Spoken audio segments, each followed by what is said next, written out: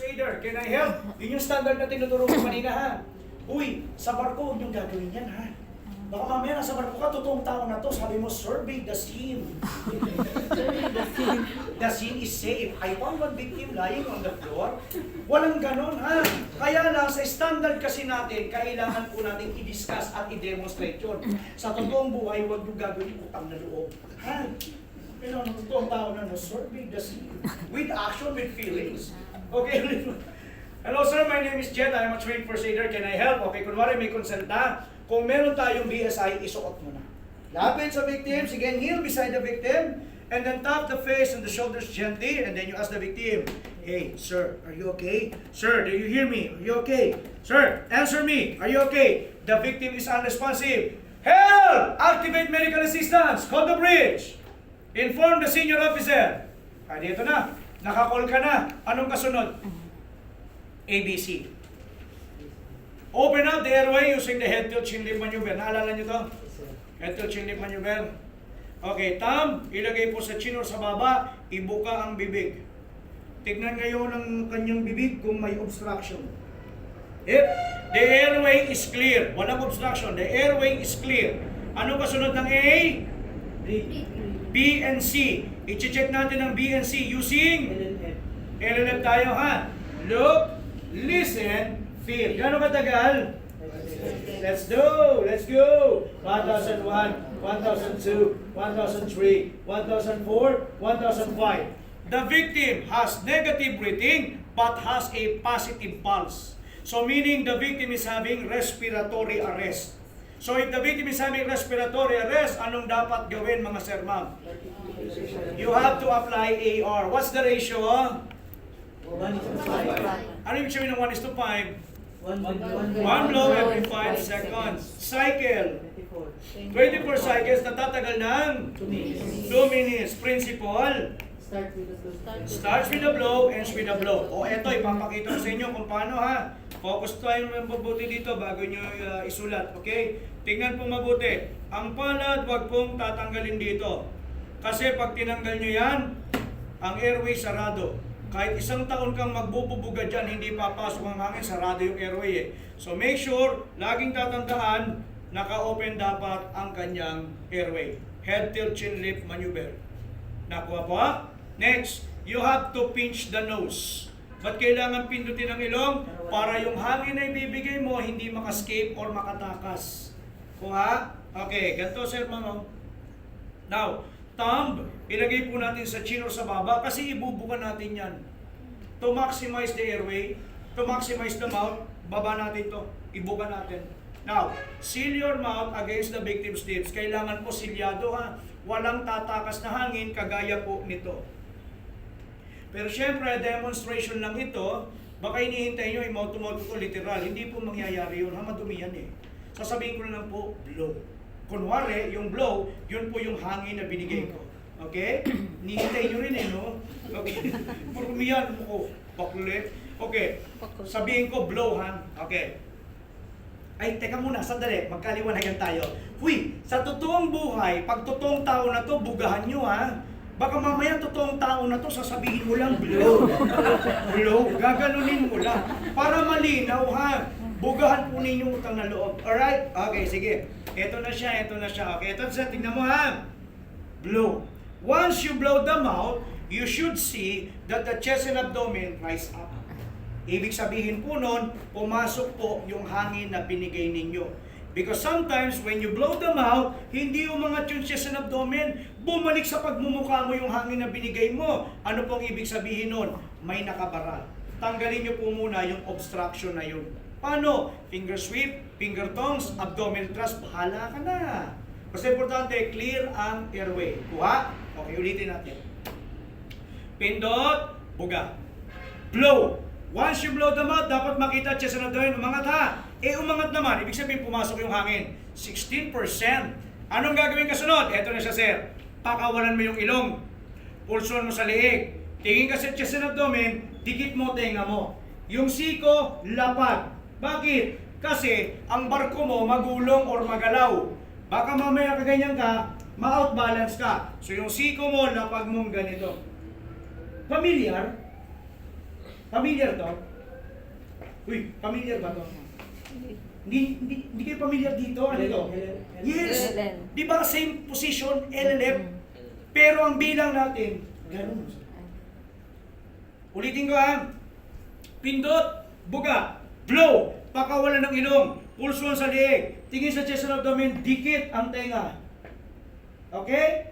LLF position to. Pero ang bilang, yun po ang bilang natin. Yun. Sisimulan ko ha.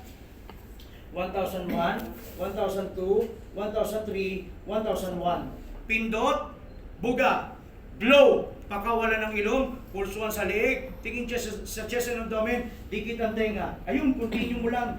1001, 1002, 1003, 1002. Pindot, buga, blow, pakawalan ng ilong, pulsuan sa liig, tingin sa chest and abdomen, dikit. 1001, 1002, 1003, 1003. Can you follow? Yes. Nasusundan nyo? Ano kasunod? Blue. Hindi kasunod na cycle. 4. Okay? So magbo-blow ka ngayon. Blow. 1001, 1002, 1003, 1004. Sunod-sunod na yan hanggang 24 ha. Hindi na ako magpapaliwanag ha. Diretso na ha. Eto na. Blow. 1001, 1002, 1003, 1005. Blow. 1001, 1002, 1003, 1006. Blow. 1001, 1002, 1003, 1007. Blow. 1001, 1002, 1003, 1008. Blow. 1001, 1002, 1003, 1009. Blow. 1001, 1002, 1003, 1010. Blow. 1001, 1002, 1003, 1011. Blow! 1001, 1002, 1003, 1012. Blow! Hanggang 24. Hindi ko na continue. Haba niyan. Kapoy mo na. Uy.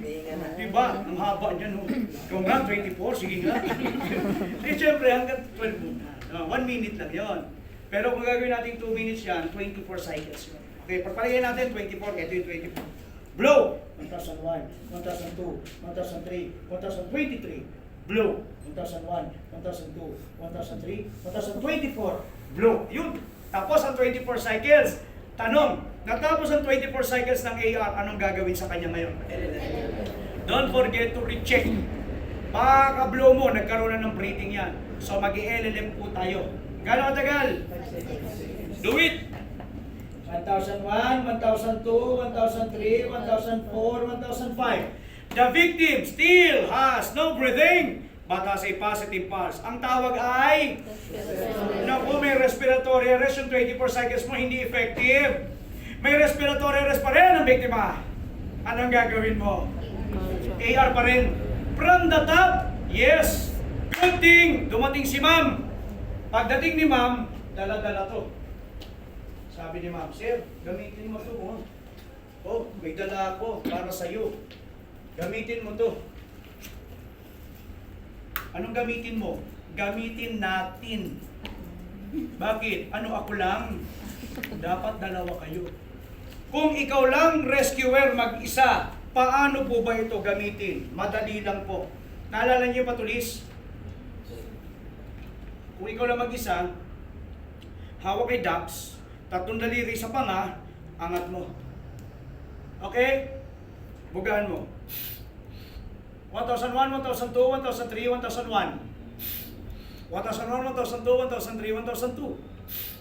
1001, 1002, 1003, 1003. Hanggang 24. Madali? Mas madali yan kung dalawa kami ni ma'am. Paano? Ang gagawin ko, ma'am, magbubuga. 1001, 1002, 1003, 1001. 1001, 1002, 1003, 1002.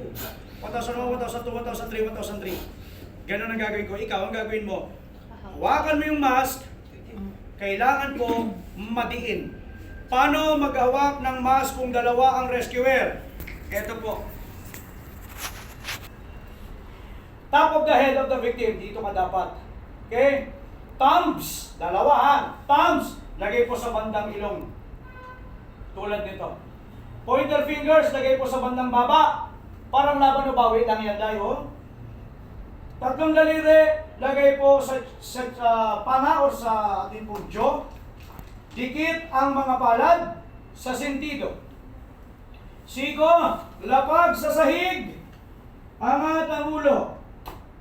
Kaya wala ka nang ibang gagawin kundi hala, tuwad. Ganyan lang gagawin mo. Okay? Habang ikaw ay nahihirapan dito, ako naman ay nag-i-enjoy dito. 1,001, 1,002, 1,003, 1,001. 1,001, 1,002, 1,003, 1,002. Okay ka lang? 1,001, 1,002, 1,003, 1,003. Hanggang 24. Kung nangangawit ka ng tumuwad, sabihin mo sa akin, palit tayo. Sige, ikaw naman po dito, ako naman ang tutuwad para sa iyo. Nga. Kuha? Kaya mamaya, ganun ang gagawin po natin. Alright? Ilan kayo rito? 20... 24? Hindi, 21? 22. 22? Sure? 21 lang. 21, 22. Sige, kung 22, gawa kayo ng ano? Gawa kayo ng groups. Kung 22, 8, 7, 7. Tama ba? Itong grupo, 8, 7, 7. Tama na.